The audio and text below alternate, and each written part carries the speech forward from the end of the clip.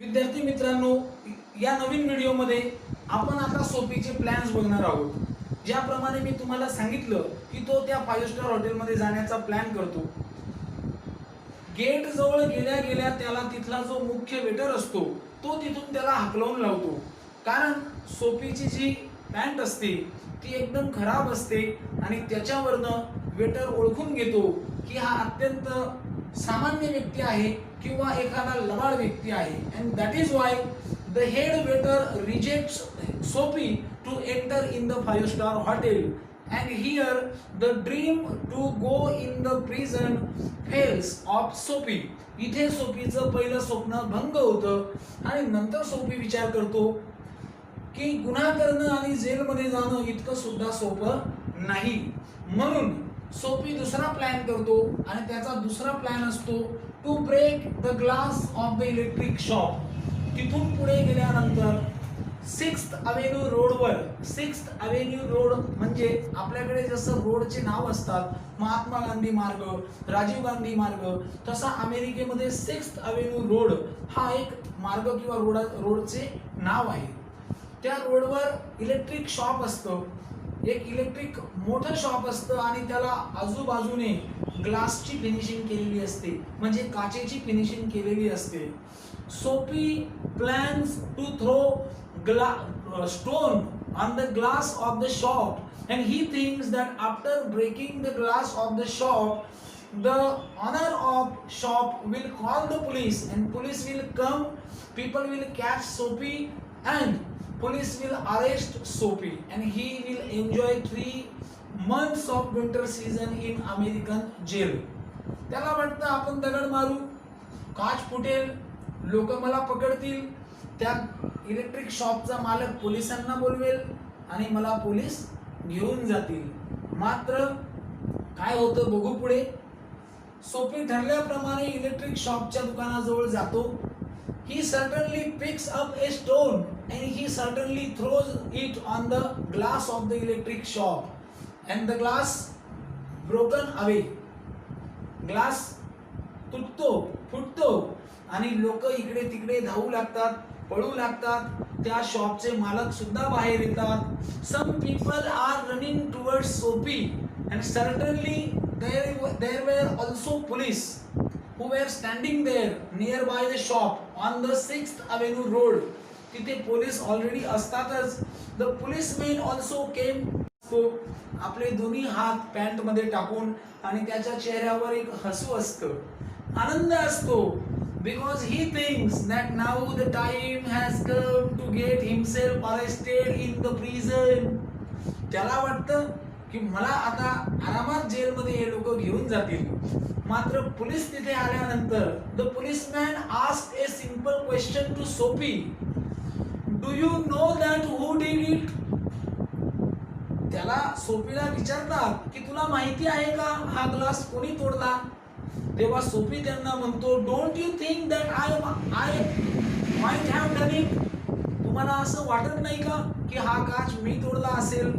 तेव्हा पोलीस म्हणतो की आम्हाला असं मुळीच वाटत नाही की हा ग्लास तू तोडला असेल, कारण जो व्यक्ती इतका गुन्हा करतो, एखाद्या दुकानावरचा काच तोडतो, तो इतक्या शांततेने तोंडावर आनंद ठेवून खिशामध्ये हात टाकून उभा राहत नाही. आणि म्हणून पोलीस त्याला सांगतात की आम्ही तुला गुन्हेगार मानत नाही, आम्ही तुला अटक करणार नाही. तितक्यात एक बस सापडवण्यासाठी एक व्यक्ती त्या बसच्या मागे धावत असतो. and one policeman saw him and they assumed him as a criminal who has broken the glass. पोलिसांना वाटतं की कदाचित त्याच व्यक्तीने ग्लास तोडलेला असेल. वास्तविक पाहता तो व्यक्ती ती बस पकडण्यासाठी त्या बसच्या मागे धावत असतो आणि पोलीस सोपीला सोडून त्या व्यक्तीच्या मागे धावत निघून जातात. इथे सोपीचं पुन्हा स्वप्न भंग पावतं. सोपी पुन्हा निराश होतो, कारण त्याला पोलीस जेलमध्ये घेऊन जात नाही. त्याच्यानंतर सोपी तिसरा प्लॅन करतो to enter in ordinary hotel. एका सामान्य हॉटेलमध्ये, की जी साधारण हॉटेल असते, जिथे मजूर, गरीब आणि कमी पैसे असलेले लोक येतात आणि नाश्ता करतात, जेवण करतात, अशा हॉटेलमध्ये आपण जावं, तिथे भरपूर खावं, भरपूर नाश्ता करावा, भरपूर जेवण करावं आणि तिथे सुद्धा आपण पैसे न देता थांबावं, जेणेकरून मग ते लोक पोलिसांना बोलवतील आणि आपल्याला 3 महिन्यांची आपली जेलमध्ये सोय होईल. असा प्लॅन करून Sophie he goes to visit in the ordinary hotel and he eats as much as possible, and after eating all foods, when the waiter comes to him to ask bill, Sophie said, तेव्हा police म्हणतो की आम्हाला असं मुळीच वाटत नाही की हा ग्लास तू तोडला असेल, कारण जो व्यक्ती इतका गुन्हा करतो, एखाद्या दुकानावरचा काच तोडतो, तो इतक्या शांततेने तोंडावर आनंद ठेवून खिशामध्ये हात टाकून उभा राहत नाही. आणि म्हणून पोलीस त्याला सांगतात की आम्ही तुला गुन्हेगार मानत नाही, आम्ही तुला अटक करणार नाही. तितक्यात एक बस सापडवण्यासाठी एक व्यक्ती त्या बसच्या मागे धावत असतो. and one policeman saw him and they assumed him as a criminal who has broken the glass. पोलिसांना वाटतं की कदाचित त्याच व्यक्तीने ग्लास तोडलेला असेल. वास्तविक पाहता तो व्यक्ती ती बस पकडण्यासाठी त्या बसच्या मागे धावत असतो आणि पोलीस सोफीला सोडून त्या व्यक्तीच्या मागे धावत निघून जातात. इथे सोफीचं पुन्हा स्वप्नभंग पावतं. सोफी पुन्हा निराश होतो, कारण त्याला पोलीस जेलमध्ये घेऊन जात नाही. त्याच्यानंतर सोफी तिसरा प्लॅन करतो to enter in ordinary hotel. एका सामान्य हॉटेलमध्ये, की जी साधारण हॉटेल असते, जिथे मजूर, गरीब आणि कमी पैसे असलेले लोक येतात आणि नाश्ता करतात, जेवण करतात, अशा हॉटेलमध्ये आपण जावं, तिथे भरपूर खावं, भरपूर नाश्ता करावा, भरपूर जेवण करावं आणि तिथे सुद्धा आपण पैसे न देता थांबावं, जेणेकरून मग ते लोक पोलिसांना बोलवतील आणि आपल्याला 3 महिन्यांची आपली जेलमध्ये सोय होईल.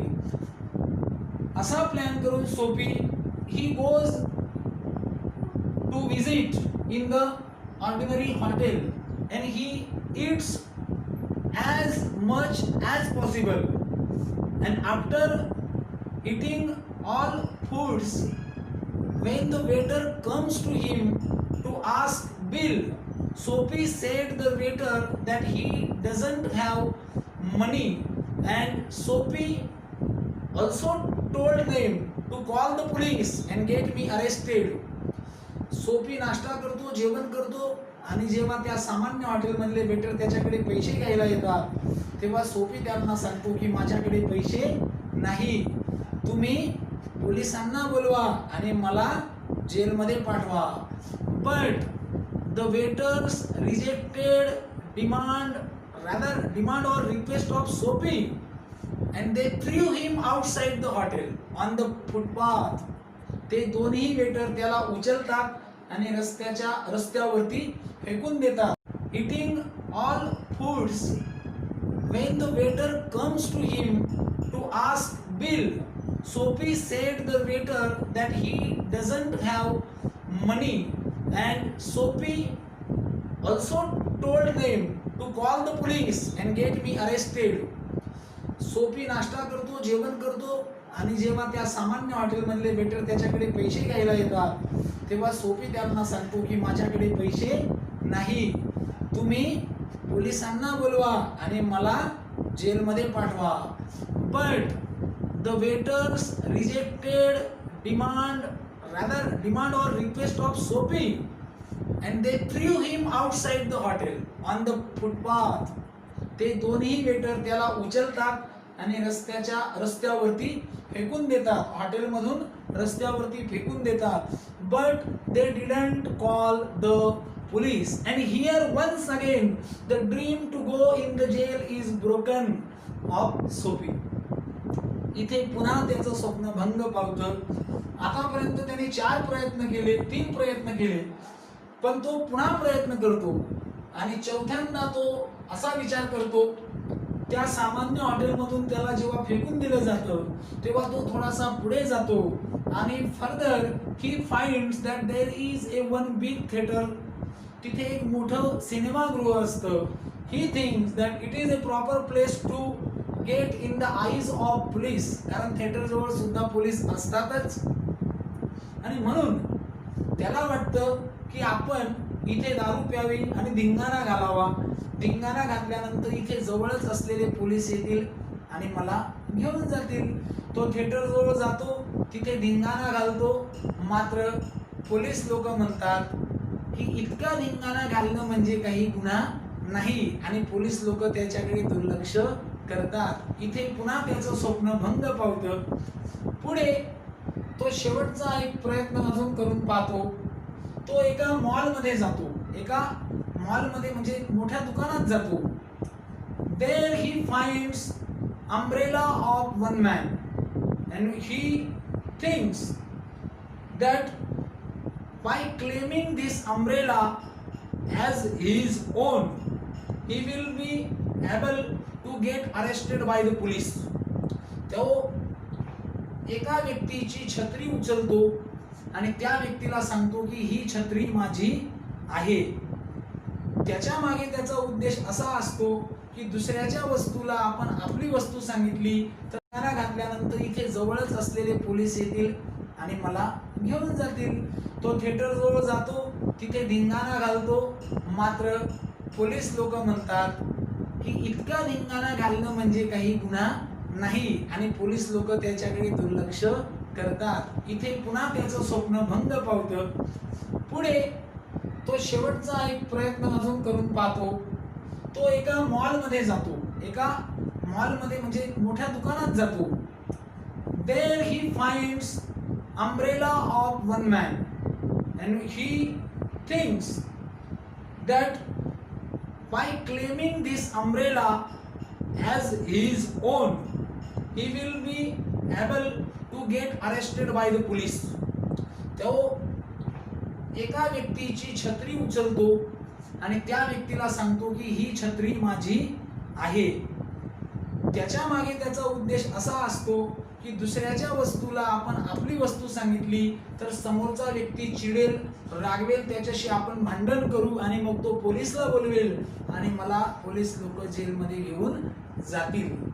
आणि ठरल्याप्रमाणे तो एका व्यक्तीची छत्री घेतो आणि त्या व्यक्तीला सांगतो की ही छत्री माझी आहे.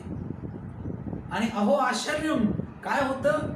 तो व्यक्ती सांगतो असं, if it is your umbrella take it my friend because I have found it in the evening. तो व्यक्ती म्हणतो जर ही तुझी छत्री असेल तर काही हरकत नाही मित्रा, ही तू घेऊन टाक, कारण ही छत्री माझी सुद्धा नाही, ही मला सापडलेली छत्री आहे आणि ही जर तुझी असेल तू सांगितल्याप्रमाणे तर ही तू घेऊन टाक.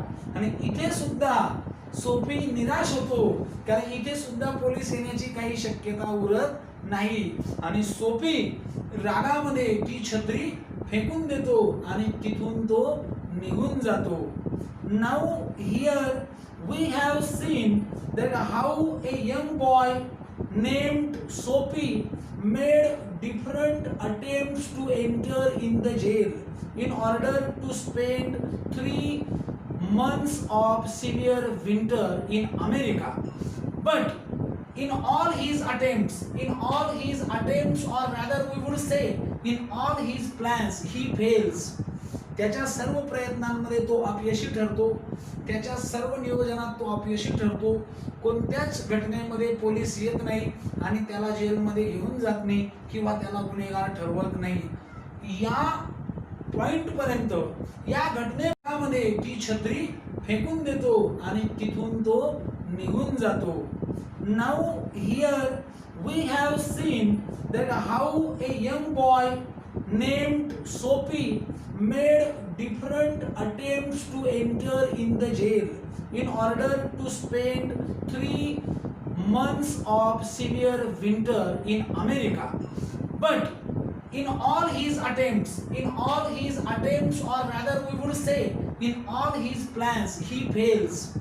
त्याच्या सर्व प्रयत्नांमध्ये तो अपयशी ठरतो, त्याच्या सर्व नियोजनात तो अपयशी ठरतो. कोणत्याच घटनेमध्ये पोलीस येत नाही आणि त्याला जेलमध्ये घेऊन जात नाही किंवा त्याला गुन्हेगार ठरवत नाही. या पॉइंट पर्यंत, या घटनेपर्यंत सोफीच्या मनामध्ये वाईटच विचार आहे. फुकटचं कसं खायला भेटेल, फुकटमध्ये कसं राहायला भेटेल, मेहनत न करता कसं जीवन जगता येईल, अशीच दुर्बुद्धी त्याच्या मनामध्ये आहे. मात्र ते ठरवून सुद्धा त्याच्याने होत नाही. तो विचार करतो की आजपर्यंत मी भरपूर गुन्हे केले, पण मी पोलिसांच्या कधी हाती लागलो नाही आणि आज मी जाणून बुजून गुन्हे करत आहे, तरी मला लोक अरेस्ट करायला तयार नाही. आणि सरते शेवटी हे सर्व प्रयत्न फसल्यानंतर ही goes to the park which is near, he goes in the another park and the old church is situated there, and certainly the sounds of a sacred anthem comes on his ears, and he certainly sees as to where the sound is coming. त्या पार्कमध्ये, पुढच्या पार्कमध्ये गेल्यानंतर तो एका बेंचवर बसतो आणि त्याच्या कानावर सुमधुर, a beautiful sound of a beautiful sacred anthem comes on his ear. त्या पार्कमध्ये एक चर्च असतं, जे अत्यंत जुनं चर्च असतं. मात्र त्या चर्चमध्ये प्रार्थना गीत सुरू असतं आणि त्या प्रार्थना गीताचे सुंदर शब्द, सुंदर आवाज, सुंदर संगीत, मधुर संगीत याच्या कानावरती पडतं आणि हा बेंचवरून उभा राहतो आणि ते संगीत, ते प्रार्थना गीत हा ऐकू लागतो. हा झाला आपल्या पार्ट सेकंड मधील व्हिडिओचा भाग. इथपर्यंत आपण आलेलो आहोत. पुढची कथा आणि त्यात, बरं ठीक आहे, याच्यात सांग किती मिनिटं झाली? 12 मिनिटं झाली. बरं ठीक आहे, याच व्हिडिओमध्ये मी कथा संपवून देतो. तर त्या अत्यंत जुनं चर्च असतं, मात्र त्या चर्चमध्ये प्रार्थना गीत सुरू असतं आणि त्या प्रार्थना गीताचे सुंदर शब्द, सुंदर आवाज, सुंदर संगीत, मधुर संगीत याच्या कानावरती पडतं आणि हा बेंचवरून उभा राहतो आणि ते संगीत, ते प्रार्थना गीत हा ऐकू लागतो. हा झाला आपल्या पार्ट सेकंड मधील व्हिडिओचा भाग. इथपर्यंत आपण आलेलो आहोत. पुढची कथा आणि त्यात, बरं ठीक आहे, याच्यात सांग किती मिनिटं झाली? 12 मिनिटं झाली. बरं ठीक आहे, याच व्हिडिओमध्ये मी कथा संपवून देतो.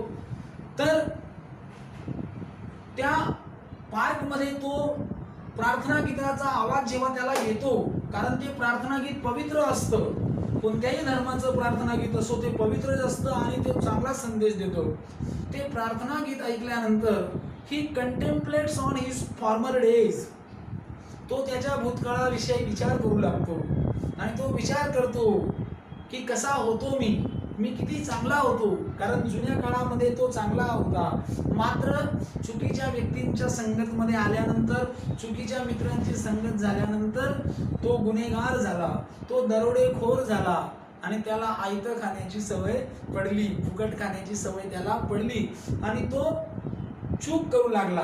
तुम्हाला सुद्धा माहिती आहे, आपण म्हणतो, आता एक गाणं आहे, तेरी पनाह में हमें रखना, सीखे हम नेक राह पर चलना, समथिंग लाईक दॅट. अशा आशयाचं कदाचित ते प्रार्थना गीत असेल आणि मग त्याला वाटतं की पुण्य की नगरी में भी मैंने पापों की गठरी ही बांधी, की या जगामध्ये आपण आलेलो आहोत तर चांगलं कर्म केलं पाहिजे. आणि म्हणून सोफीला सुद्धा ते प्रार्थना गीत ऐकल्यानंतर त्याच्या मनामध्ये परिवर्तन होतं आणि त्याला वाटतं की असं भटकं जीवन जगण्यापेक्षा, व्यागाबोंड जीवन जगण्यापेक्षा आपण सत्कर्म केलं पाहिजे, चांगलं काम केलं पाहिजे, मेहनत केली पाहिजे, चांगल्या वळणाला लागलं पाहिजे आणि मेहनतीची पोळी, मेहनतीची भाकर आपण कमवली पाहिजे, असा चांगला विचार त्याच्या मनामध्ये येतो. म्हणजे ते गीत ऐकल्यानंतर, ते धार्मिक गीत ऐकल्यानंतर त्या चर्च मधलं त्याच्या मनामध्ये हा विचार येतो. But alas, certainly one hand comes on his shoulder and the Sophie turns back सोफीच्या खांद्यावरती एक हात पडतो आणि सोफी हळूच मागे वळून बघतो तर तिथे पोलीसमॅन आलेला असतो आणि तो समथिंग लाईक दॅट अशा आशयाचं कदाचित ते प्रार्थना घेत असेल आणि मग त्याला वाटतं की पुण्य की नगरी में भी मैंने पापों की गठरी ही बांधी, की या जगामध्ये आपण आलेलो आहोत तर चांगलं कर्म केलं पाहिजे. आणि म्हणून सोफीला सुद्धा ते प्रार्थना गीत ऐकल्यानंतर त्याच्या मनामध्ये परिवर्तन होतं आणि त्याला वाटतं की असं भटकं जीवन जगण्यापेक्षा, व्यागाबोंड जीवन जगण्यापेक्षा आपण सत्कर्म केलं पाहिजे, चांगलं काम केलं पाहिजे, मेहनत केली पाहिजे, चांगल्या वळणाला लागलं पाहिजे आणि मेहनतीची पोळी, मेहनतीची भाकर आपण कमवली पाहिजे असा चांगला विचार त्याच्या मनामध्ये येतो. म्हणजे ते गीत ऐकल्यानंतर, ते धार्मिक गीत ऐकल्यानंतर त्या चर्च मधलं त्याच्या मनामध्ये हा विचार येतो. But alas, certainly one hand comes on his shoulder and the Sophie turns back. सोफीच्या खांद्यावरती एक हात पडतो आणि सोफी हळूच मागे वळून बघतो तर तिथे पोलीसमॅन आलेला असतो आणि तो policeman, the policeman asked Soapy, what are you doing here? तो पोलीसमॅन त्याला विचारतो की तू इथे काय करत आहे? Sophie replied that I am listening religious song here which comes from the old church and it is a very beautiful anthem. It is a very pious anthem. It is going to change my mentality. It is going to change my attitude towards life. It is transforming my evilness to goodness. की मी हे गीत ऐकत आहे, या पवित्र गीताने माझ्या मनात परिवर्तन आणलेलं आहे आणि मला वाईट मार्ग सोडून चांगल्या मार्गावर जाण्यासाठी हे गीत प्रवृत्त करत आहे आणि ते गीत मी इथे ऐकत आहे. मात्र तो पोलीस म्हणतो की ते तू आता नंतर कर, मी तुला अरेस्ट करायला आलेलो आहे. Sophie surprised and he said, for what punishment, for what offense? की माझा काय गुन्हा आहे? मी तर प्रार्थना गीत ऐकत आहे, तरी तुम्ही मला अरेस्ट का करत आहे? The policeman said that I am not arresting you for the present offense or for listening the anthem. I am arresting you because one of your old crime is found. की मी तुला या park मध्ये हे प्रार्थना गीत ऐकण्याबद्दल आलेलो आहे. Sophie surprised and he said, for what punishment, for what offense? की माझा काय गुन्हा आहे? मी तर प्रार्थना गीत ऐकत आहे, तरी तुम्ही मला अरेस्ट का करत आहे? The policeman said that I am not arresting you for the present offense or for listening the anthem. I am arresting you because one of your old crime is found. की मी तुला या park मध्ये हे प्रार्थना गीत ऐकण्याबद्दल arrest करत नाही, तर तू जे जुन्या काळात मागे गुन्हे केलेले आहे ते गुन्हे तुझे सिद्ध झालेले असल्या कारणामुळे तू आज आम्हाला इथे सापडला, म्हणून तुला आम्ही अरेस्ट करत आहोत. आणि अशा प्रकारे ते सोफीला घेऊन जातात. सोफीचा 3 महिने जेलमध्ये राहण्याचा प्रश्न सुटलेलाच आहे. मात्र या कथेमधून शिकण्यासारखा काय भाग आहे तो आपण पुढच्या व्हिडिओमध्ये पाहू.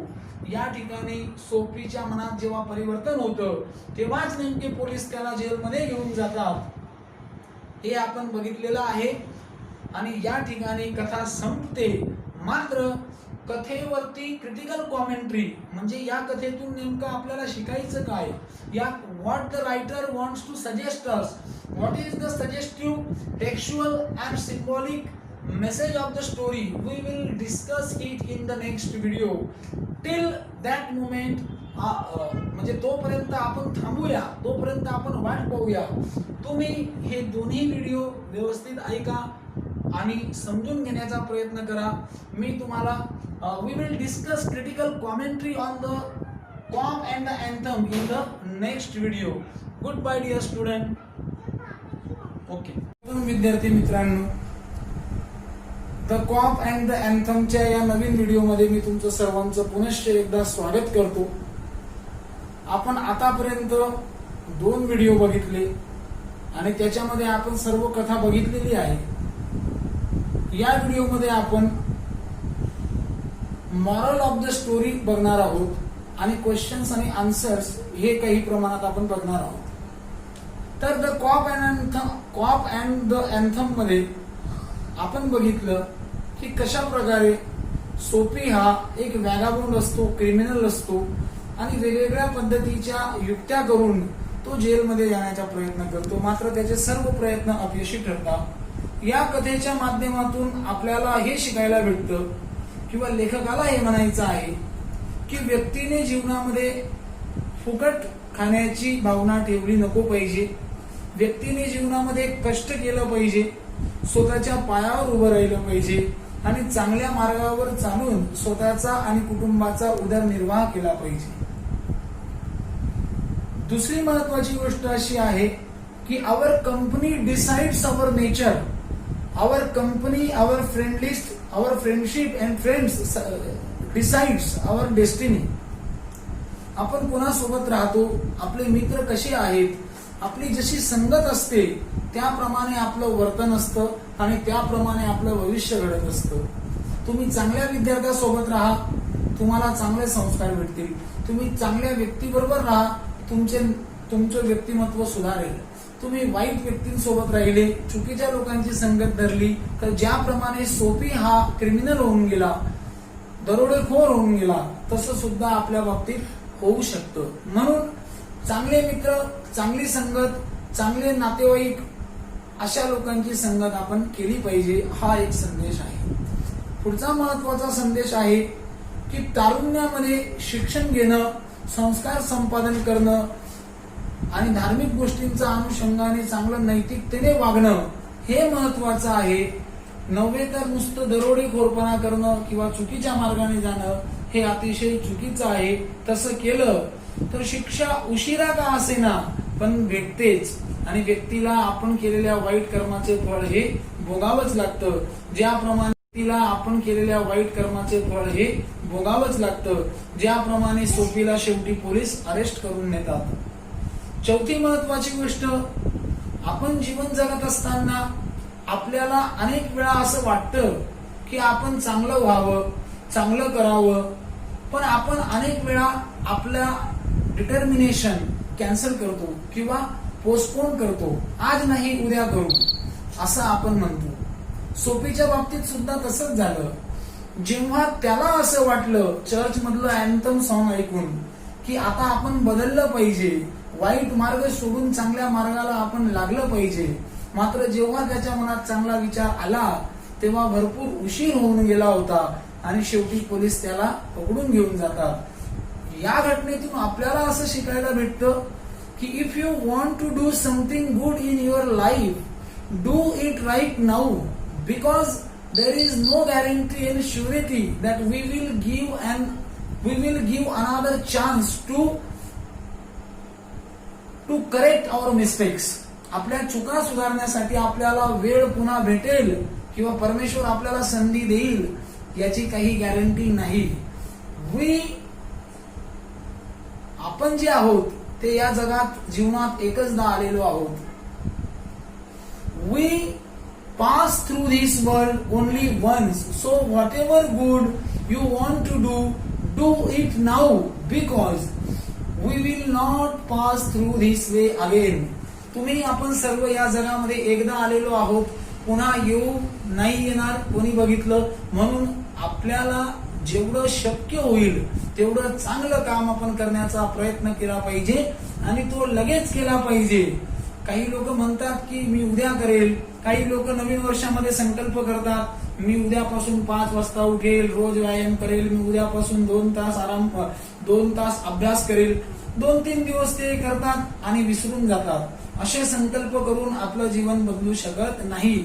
संकल्प करण्यासाठी आपल्याला निश्चित एका ध्येयावर ठाम राहावं लागेल आणि म्हणून या the cop and the anthem मधून ही गोष्ट शिकण्यासारखी आहे की जेही करायचं असेल, तुमच्या चुका सुधारायच्या असतील, तुमची टेंडन्सी बदलवायची असेल, if you want to cultivate some positive, चुका सुधारायच्या असतील, तुमची टेंडन्सी बदलवायची असेल, if you want to cultivate some positive attitude, some positive traits in your personality, then you should not wait for the right time and right opportunity, because for the doers each and every moment is good.